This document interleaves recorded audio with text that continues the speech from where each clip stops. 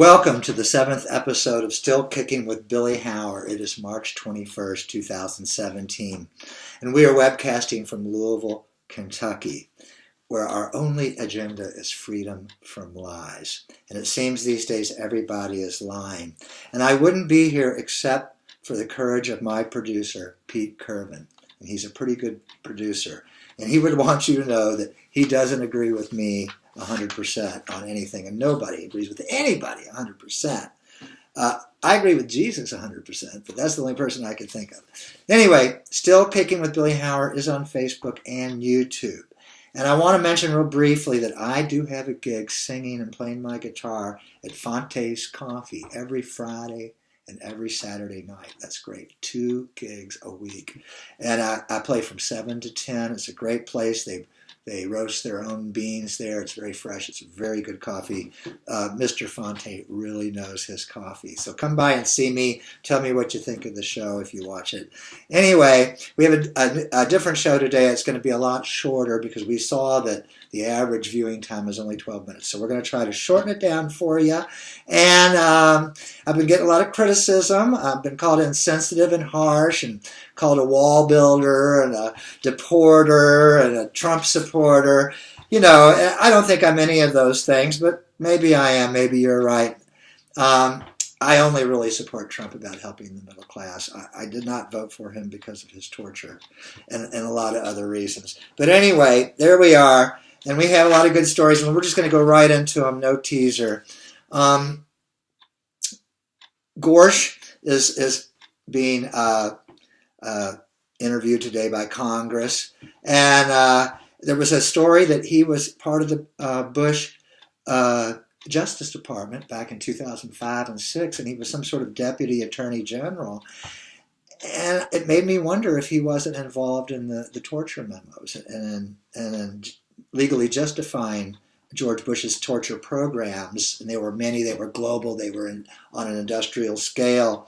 So he may be an originalist, but except when it comes to the 8th Amendment, which guarantees us protection from cruel and unusual punishment. But he must have worked with the legal architect of U.S. torture, John Yoo, Y-O-O, who teaches law at Berkeley. I like to call him Kim Jong-Yoo, because he is the man that helped George W. Bush in human rights in the United States. And torture, of course, is why I did not vote for Trump. Gorsuch also said that there were no Democrats or Republicans, just judges. So he's a liar, too. But that's good, because they all are. The Supreme Court rulings contradict any idea that they aren't, liberal or conservative. And I'll tell you what, it really does, it just contradicts that. It did bring to mind all this torture, and it reminds me that the American people really are all torturers. We are such flaming, flamboyant fascists that we embraced torture. We legalized it. We normalized it. And I don't recall there ever being a street protest against torture, or any protest from any pulpit at any church or any synagogue. There was little outrage in our corporate press. Even the New Yorker who broke the Abu Ghraib stories only showed us 15 pictures. They had 3,500. So they suppressed that story big time. And so did NPR. And they all did. I don't want to single out anybody. They all did it. So we think we're better than ISIS, but we torture. ISIS tortures. And I got to say, we are ISIS. We are Al-Qaeda. We are Taliban. And we have no right to judge any of these people. We are a nation of terrorists. We terrorize with torture. We terrorize with drones. We terrorize with C-130 gunships. And terrorists torture. And terrorists burn people alive, just like ISIS did to that Jordanian pilot. Except we do it from a cowardly distance and with a Hellfire missile. And we sell fear. Our media sells fear. Our government sells fear. Our military sells fear. And if you remember shock and awe when George Bush was president bombing Baghdad, we burned an 11-year-old boy so badly that it burned off his limbs and his boyhood. So mostly we are a nation of cowards because it doesn't take any courage to torture people. They're restrained. They can't inflict pain back. And we're also a nation of liars because we lied about this torture.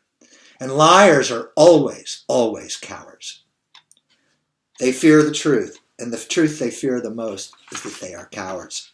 And Obama is also a torturer and a liar, and that makes him coward in chief. That congressman was right to call him a liar 8 years ago, because he is. Not only did Obama retain the extraordinary rendition program outsourcing torture, he has allowed the Navy SEALs to torture on his watch. And I have it good from good authority that he has. And God knows who else he's let torture, maybe more than just the Navy SEALs. And of course, the Patriot Act was an act of cowardice. It was a lie, too, because it should have been called the Cowards Act, because that's what it is when you trade your civil rights for a sense of security. And the father of all lies is Satan. But before we end this story on Gorsuch and torture, there is redemption for those who followed the orders to torture. There is even redemption for those who gave the orders to torture. And there is redemption for those legal scholars who paved the way for torture, like Kim Jong-il at Berkeley. If we seek redemption, we will find it. God offers it to us. And I urge all of us American torturers to seek this redemption, because it's Lent. We're going to take a little break. We'll be right back.